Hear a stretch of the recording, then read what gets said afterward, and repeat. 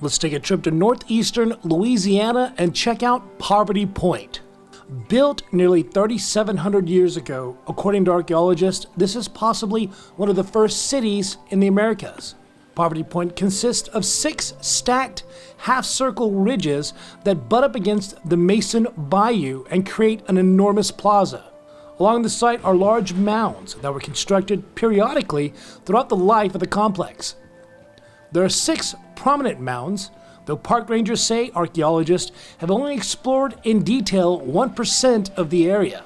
The mounds were constructed by people who lived in the Archaic period.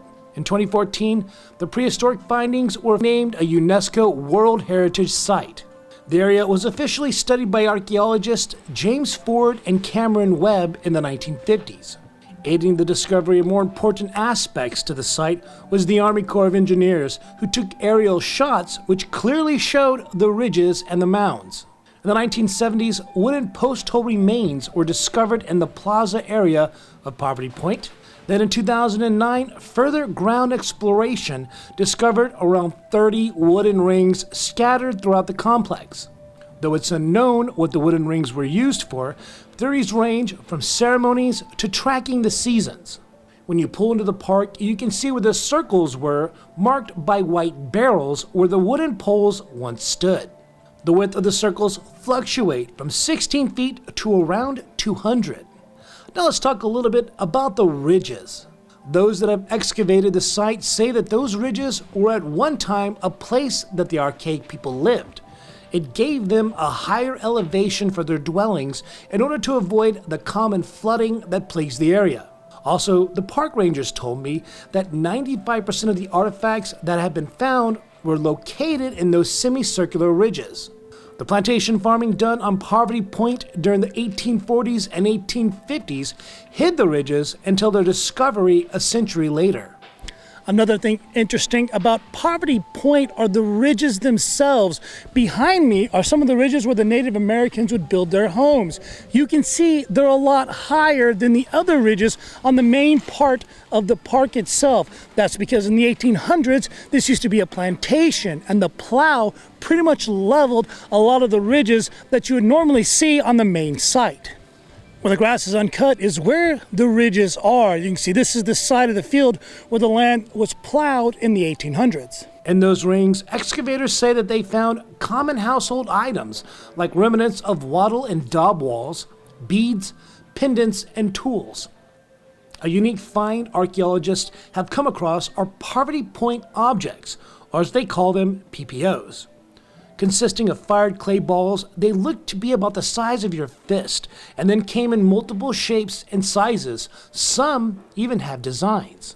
Ranger Brink is using the PPOs in a fire to cook a bread he made from acorns that fell from trees on the site.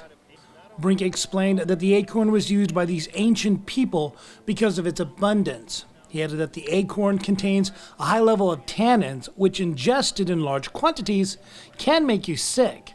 But if you use a proper boiling method or a cold water soak, the tannins can be minimized and the nut eaten without harm. When taken out of the foil, you can see that it's wrapped in sycamore leaves.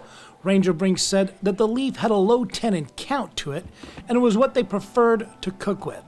Brink told me that they found starch on some of the PPOs, leading them to believe that they were warmed in a fire, then added to clay bowls in order to warm or boil food.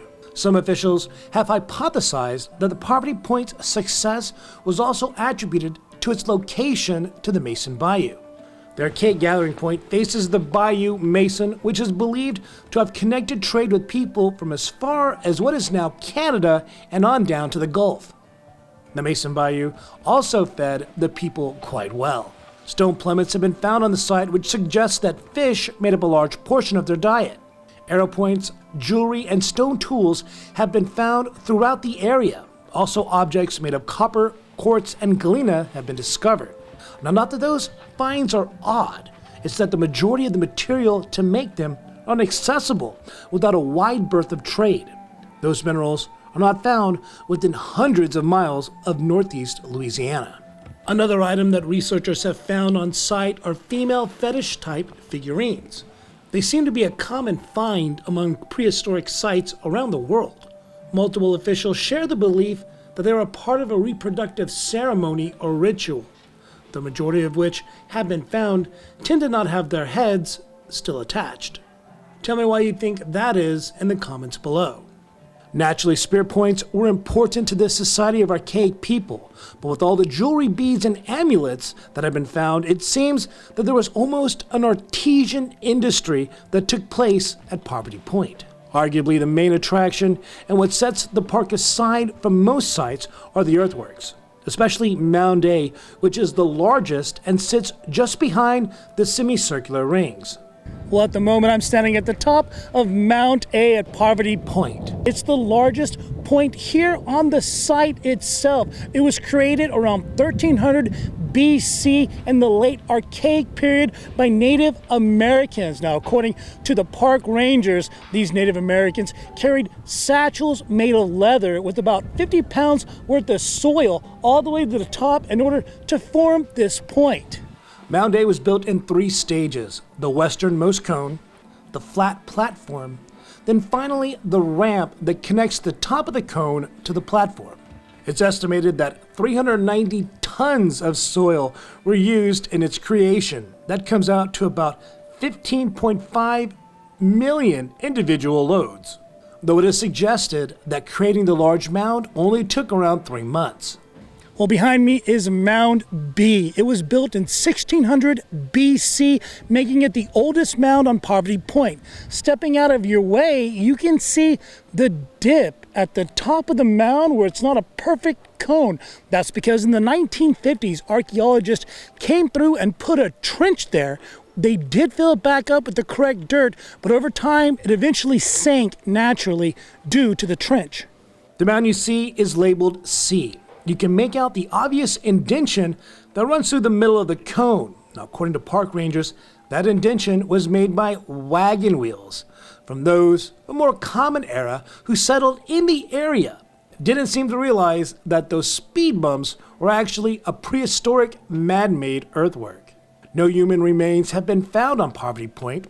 Archaeologists say that the soil is too acidic and that the water table too high for the bones of those people to ever be found at the park. Historians say that the archaic city was occupied for only around 600 years before it began to fade into history.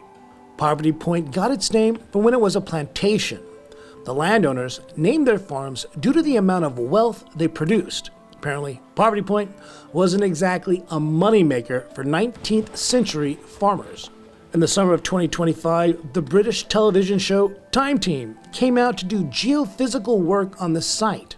Their intention was to look for mud volcanoes that some scientists believe could be the reason for the mounds. I'm not going to tell you what they found out, but I will leave a link in the description so you all can check it out. I definitely enjoyed exploring the park. The rangers were very friendly and extremely knowledgeable. It only costed me about $10 to take in all of the history.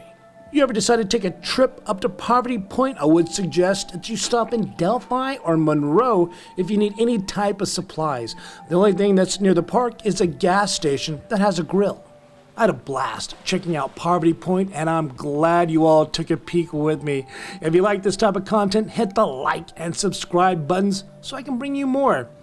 Also, leave me a comment telling me what you believe really took place at Poverty Point.